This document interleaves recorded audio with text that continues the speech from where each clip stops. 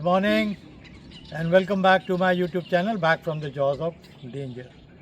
Friends, आज मैं लखनऊ के वेटलैंड के लिए जो जगह डेवलप कर रही है लखनऊ, ये देखिए पूरा बर्डिंग के लिए है। यहाँ जो है जाड़े में बर्ड्स भी आती हैं।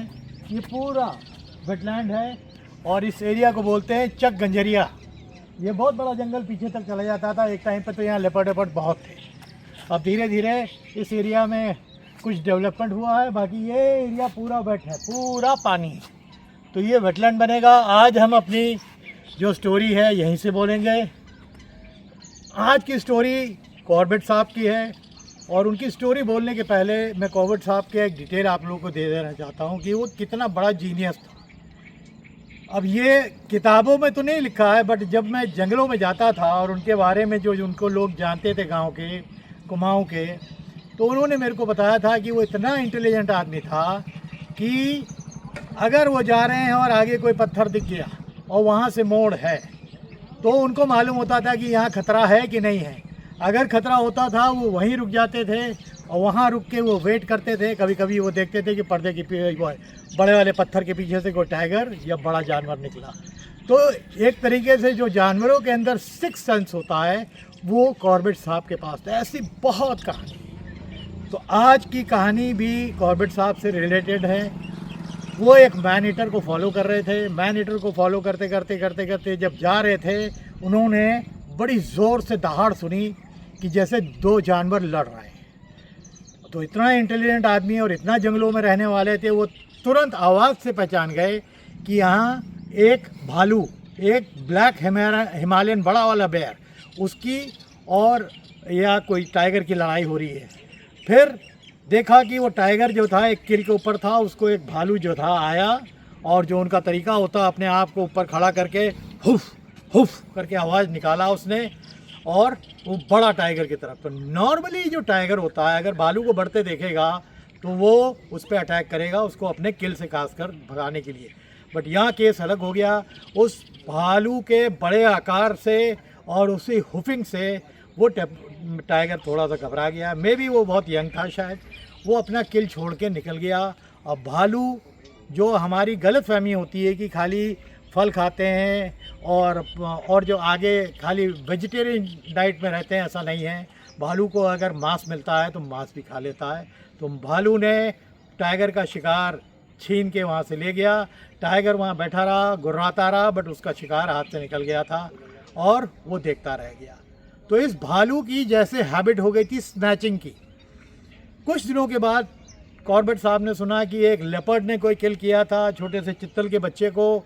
यही भालू जो हिमालयन बेयर था, ये लेपर्ड के पास गया। फिर उसने हुफिंग की, अपने साइज़ को बड़ा किया और साइज़ को बड़ा करते ही वो लेपर्ड जो है जल्दी से अपने शिकार को छोड़ के पेड़ के ऊपर चढ़ गया।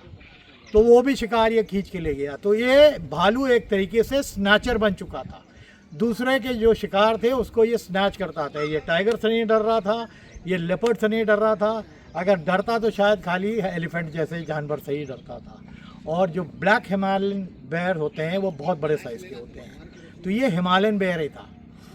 ऐसे ही फिर तो अपना कॉर्बेट साहब अपना निकल गए। कुछ दिनों के बाद एक सेकेंड मैन ईटर के पीछे कॉर्बेट साहब जा रहे थे, तो उन्होंने आवाज़ सुनी कि एक टाइगर किल पे बैठा हुआ वो गुर्रा रहा है।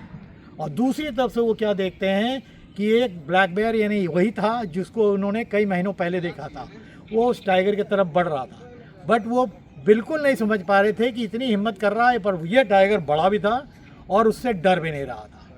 और वो खाली गुर्राता जा रहा था और उसको थोड़ा भगाता था तो भालू पीछे हो जाता था और फिर अपने आप को करके हुफ हुफ करके उसकी तरफ लपकता था। क्योंकि उसका ओवर कॉन्फिडेंस भालू का इतना था कि वो जानता था कि 2 बार मैं ऐसे ही खाना लेपर्ड से और टाइगर से छीन चुका हूँ, तो मैं इससे भी छीन लूँगा। बट इस बार वो टाइगर इनसे भिड़ पड़ा। बहुत ज़बरदस्त लड़ाई हुई। कॉर्बेट साहब ने एक बड़े से पेड़ के पीछे अपने को छुपा लिया। छुपाने के बाद वो खाली तमाशा देखते रहे, क्योंकि वो जानते थे कि उनको भी खतरा हो सकता था कि लड़ते लड़ते अगर वो जानवर दोनों इधर आ जाते तो हो सकता है इनके ऊपर भी अटैक करते। तो वो छुपा के खाली देख रहे थे कि हो क्या रहा है। जो लड़ते लड़ते टाइगर और बेयर लड़ते पीछे एक गड्ढा था, जैसे मेरे पीछे ये गड्ढा है, उस गड्ढे पे दोनों लड़ते लड़ते गिर पड़े। और गिरने के बाद उन्होंने देखा कि आवाज़ जो लड़ाई की थी और तेज हुई। तो उनको समझ में नहीं आ रहा था, वो दूर पेड़ के पीछे छुपे हुए देख रहे थे, बट उनको दिख कुछ नहीं रहा था क्योंकि गड्ढे से आवाज़ आ रही थी और भालू की भी आवाज़ आ रही है, टाइगर की भी आवाज़ आ रही है।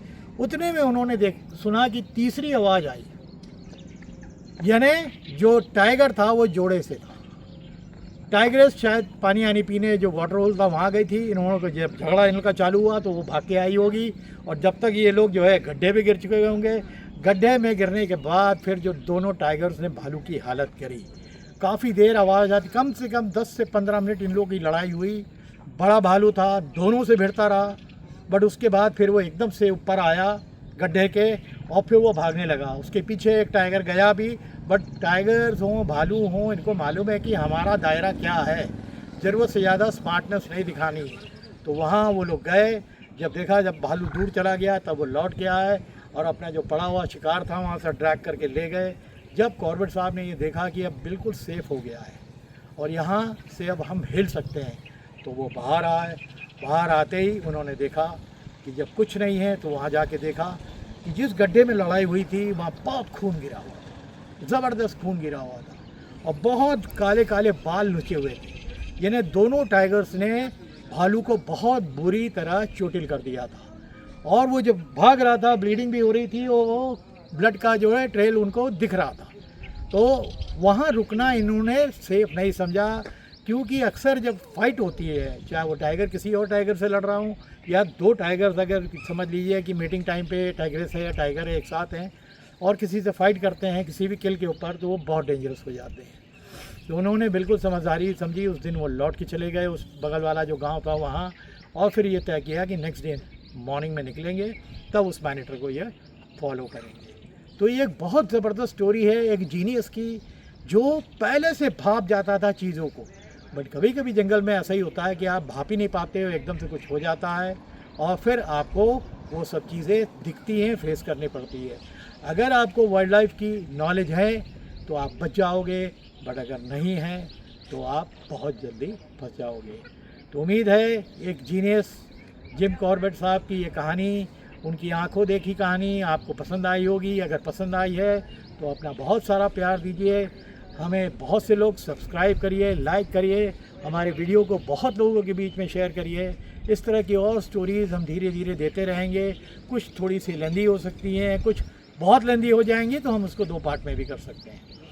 तो एक ज़बरदस्त कहानी जिसमें ओवर कॉन्फिडेंस उस भालू का उसका दुश्मन बन गया, क्योंकि वो 2 बार टाइगर और लेपर्ड से उनका किल छीन के खा चुका था।